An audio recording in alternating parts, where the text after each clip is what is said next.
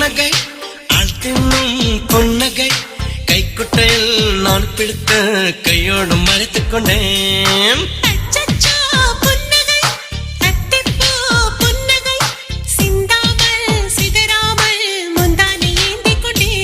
உன் புன்னகை எனும் சாவியால் உன் புன்னகை எனும் சாவியால் என் காதல் திறந்து கொண்டேன்.